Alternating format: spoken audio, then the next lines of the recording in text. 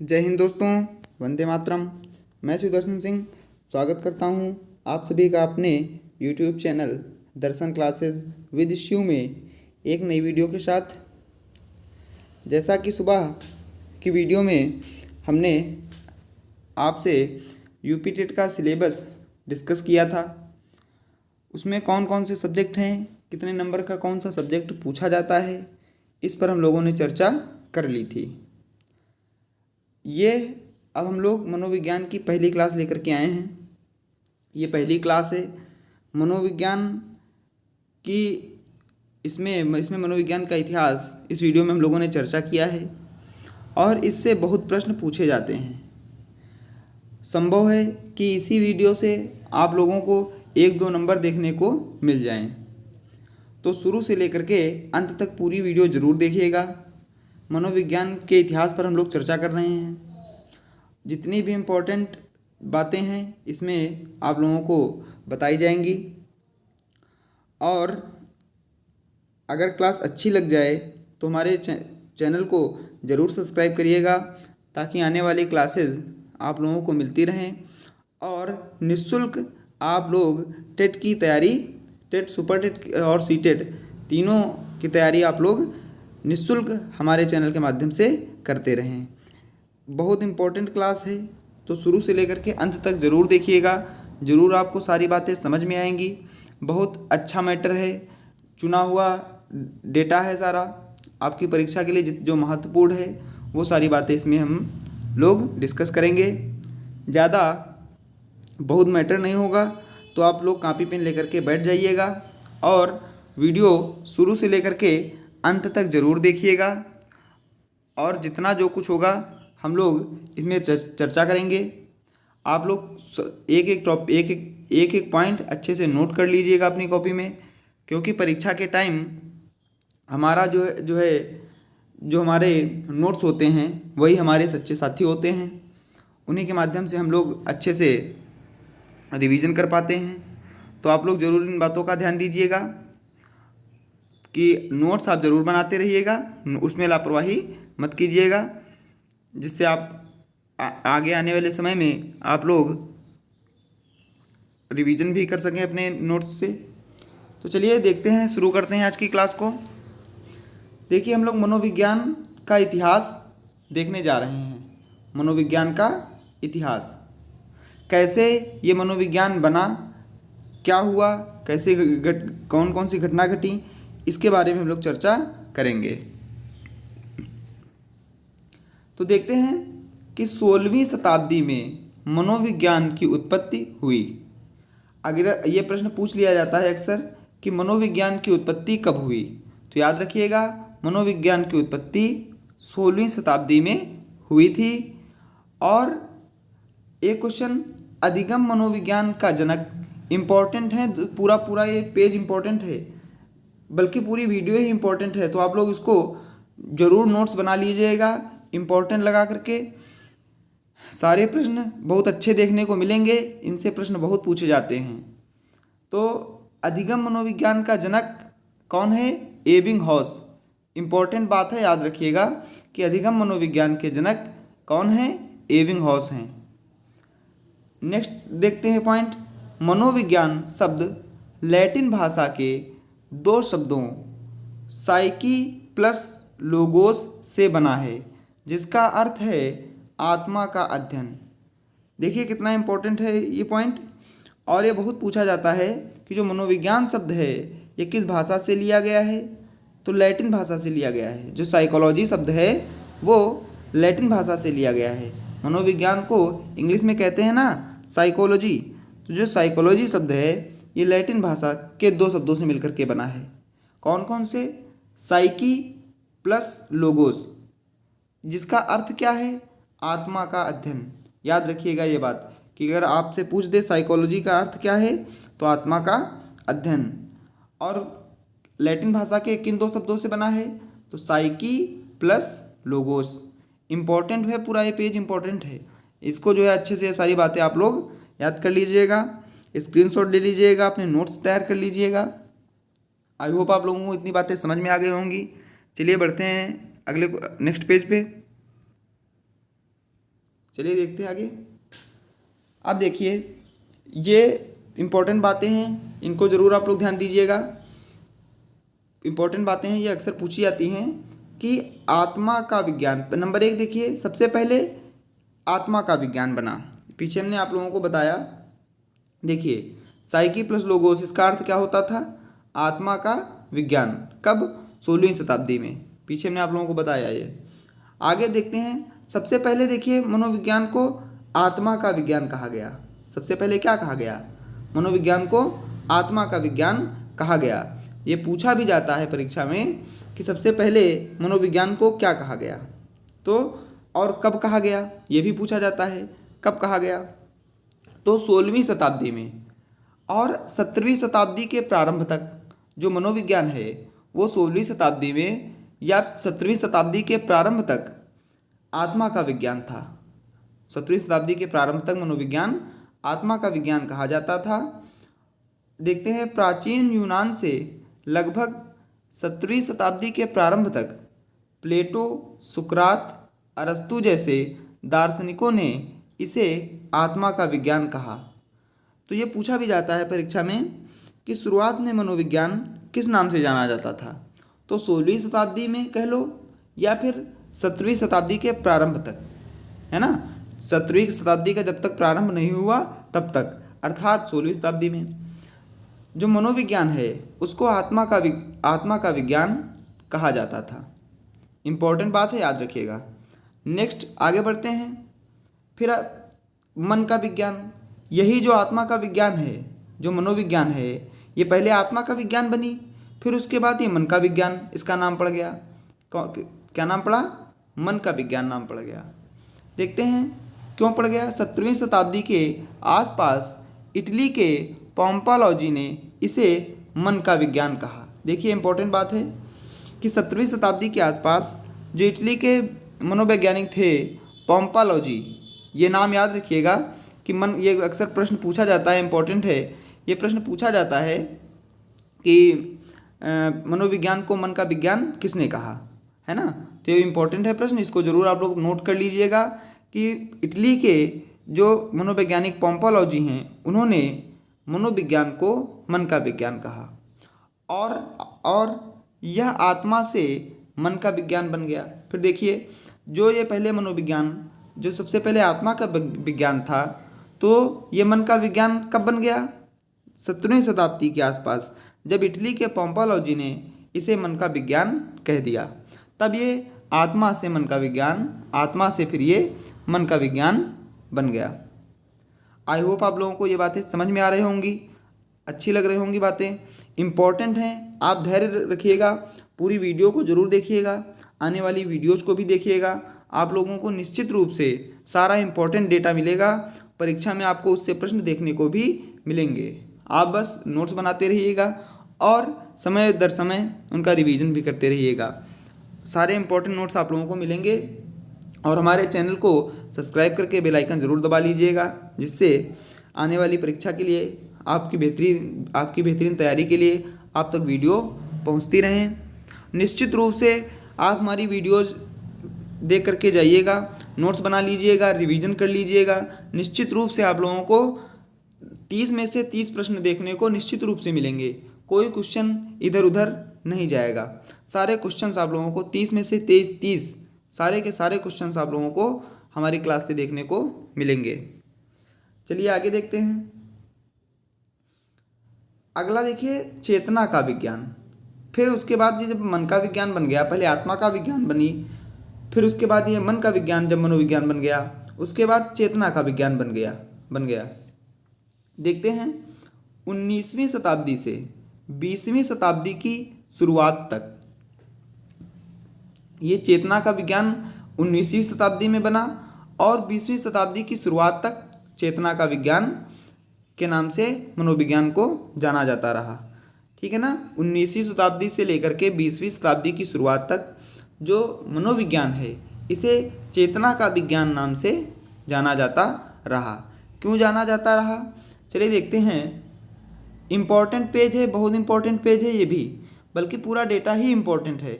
आप लोग कुछ छोड़िएगा मत, शुरू से लेकर के लास्ट तक सारे नोट्स आप लोग बना लीजिएगा।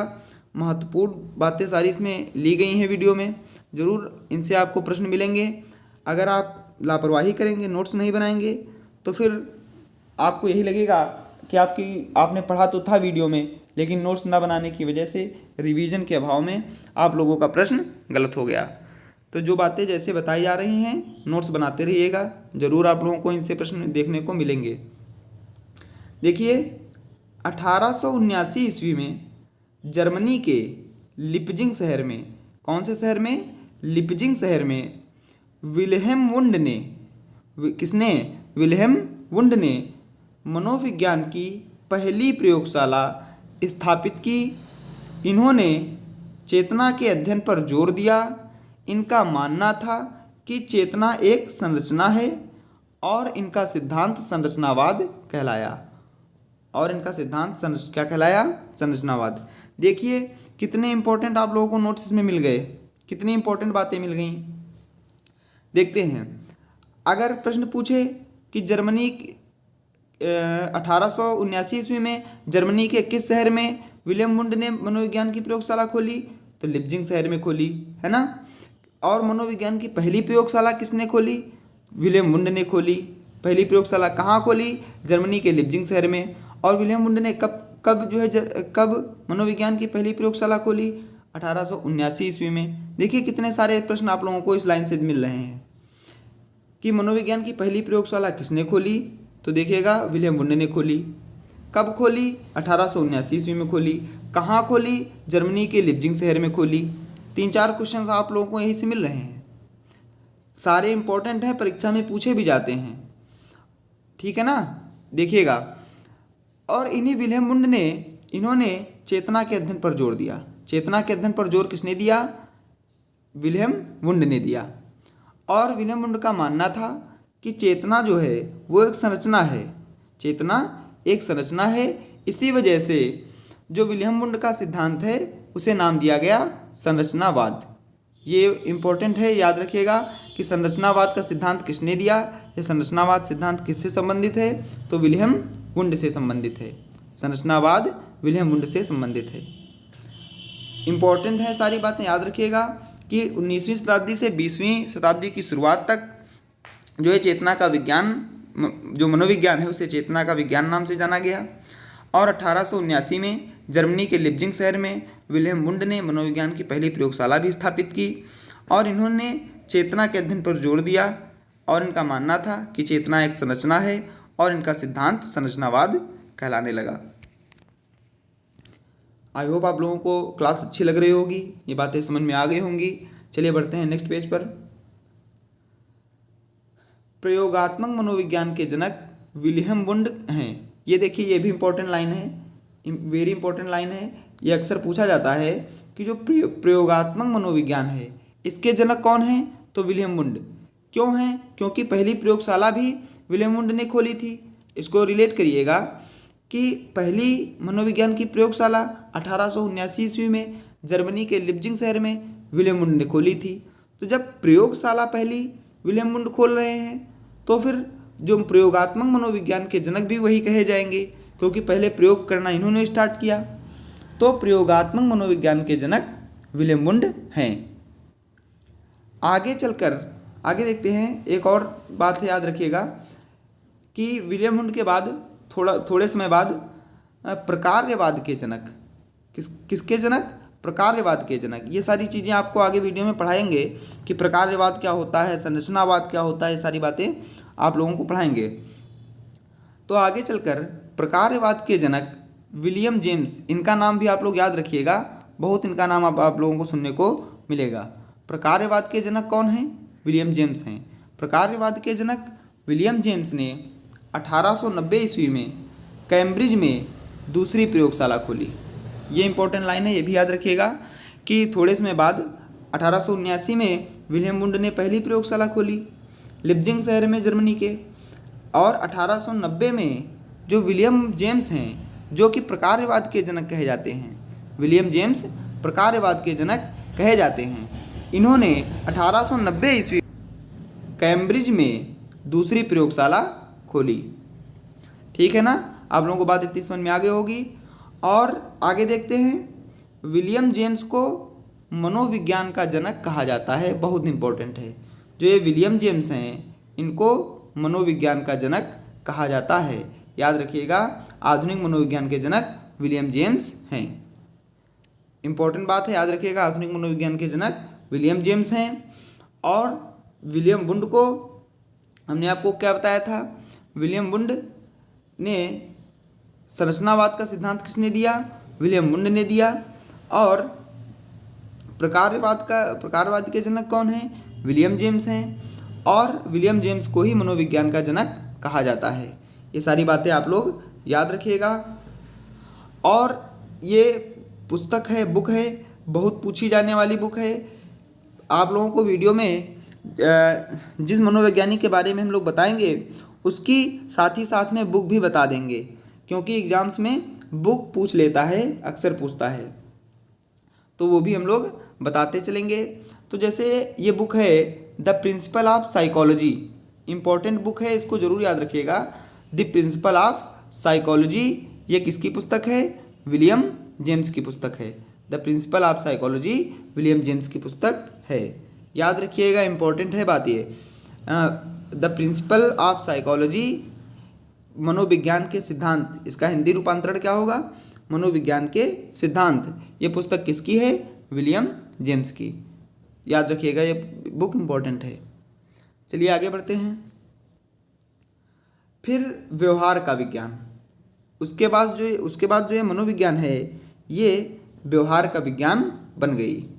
तो 1913 में जेबी वाटसन ने अमेरिका के हॉपकिंस यूनिवर्सिटी में व्यवहारवाद की नींव रखी। अब देखिए, ये व्यवहारवाद क्या है, प्रकारवाद क्या है, संरचनावाद क्या है, इन सब के बारे में मैं आप लोगों को नेक्स्ट वीडियो में बताऊंगा।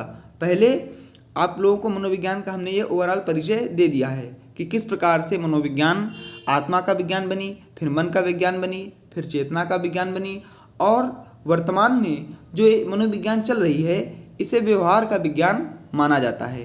किस प्रकार से ये व्यवहार का विज्ञान बनी, ये सारी बातें हमने आप लोगों को बताई। 1913 ईस्वी में जो जेबी वाटसन हैं, इन्होंने अमेरिका के हॉपकिंस विश्वविद्यालय में, यूनिवर्सिटी मतलब विश्वविद्यालय में व्यवहारवाद की नींव रखी। और यहीं से जो है जो मनोविज्ञान है ये व्यवहार का विज्ञान बन गई। वर्तमान में व्यवहार का विज्ञान ही कही जाती है जो मनोविज्ञान है, क्योंकि इसमें बालक के व्यवहार का अध्ययन किया जाता है, ना कि उसकी चेतना का। उस चेतना से कोई लेना देना नहीं है, बल्कि बालक के व्यवहार से मतलब होता है। इस वजह से बालक के व्यवहार का ही अध्ययन किया जाता है। इसलिए वर्तमान में जो मनोविज्ञान है ये व्यवहार का विज्ञान बन गई है। इम्पॉर्टेंट है ये पेज पूरा, इसको आप लोग याद रखिएगा कि 1913 में जेबी वाटसन ने अमेरिका के हॉपकिंस यूनिवर्सिटी में व्यवहारवाद की नींव रखी थी। यहीं से व्यवहार का विज्ञान कहा जाने लगा मनोविज्ञान को। और बहुत इम्पॉर्टेंट ये बुक है बिहेवियरिज्म। क्या नाम है, बिहेवियरिज्म। ये किसकी पुस्तक है, तो ये पुस्तक है जेबी वाटसन की। जेबी वाटसन की ये पुस्तक है बिहेवियरिज्म। और जो आधुनिक मनोविज्ञान के जनक हैं विलियम जेम्स, उनकी पुस्तक का नाम क्या है, द प्रिंसिपल ऑफ साइकोलॉजी। आज की वीडियो में हमने आप लोगों को दो बुक्स बताई है, इनको याद रखिएगा, इंपॉर्टेंट हैं। और एक वुडवर्थ की परिभाषा है, इसको देख लेते हैं कि मनोविज्ञान ने सबसे पहले अपनी आत्मा त्यागी। जैसा कि हमने आप लोगों को बताया कि पहले मनोविज्ञान आत्मा का विज्ञान थी, फिर उसके बाद मन को त्यागा, फिर वो मन का विज्ञान बनती है। अंत में चेतना त्याग कर और फिर मनोविज्ञान चेतना का विज्ञान बनी। फिर उसके बाद चेतना त्याग कर व्यवहार का विज्ञान बन गया है। देखिए, जो हमने आप लोगों को पूरा वीडियो में बताया कि सबसे पहले आत्मा का विज्ञान मनोविज्ञान बना, फिर उसके बाद मन का विज्ञान बना, फिर चेतना का विज्ञान बना, और वर्तमान में अब व्यवहार का विज्ञान बन के रह गई है। तो वही सारी परिभाषा में वुडवर्थ ने अपनी बता दिया कि मनोविज्ञान ने सबसे पहले अपनी आत्मा को त्यागा, फिर उसके बाद मन को त्यागा, और अंत में अपनी चेतना को त्याग कर व्यवहार का विज्ञान बन गया है। तो ये हमारा जो है इतिहास हो गया मनोविज्ञान का। बहुत इम्पोर्टेंट क्लास है। सारी इम्पोर्टेंट बातें आप लोगों के सामने लाई गई हैं। सब कुछ बहुत महत्वपूर्ण है इस वीडियो में पूरे, तो आप लोग इसको नोट्स बना लीजिएगा। और अगर वीडियो अच्छी लगी हो तो ज़रूर वीडियो को लाइक कीजिएगा, अपने दोस्तों को भी शेयर कीजिएगा और हमारे channel Darshan classes with Shiv को सब्सक्राइब करके बेल आइकन दबा लीजिएगा, जिससे कि आने वाली वीडियोज आप तक पहुंचती रहें और इसी प्रकार महत्वपूर्ण क्लासेस आप लोगों को मिलती रहें। तो वीडियो को ही समाप्त करते हैं। जय हिंद, मिलते हैं अगली वीडियो में, तब तक के लिए टेक केयर, बाय बाय।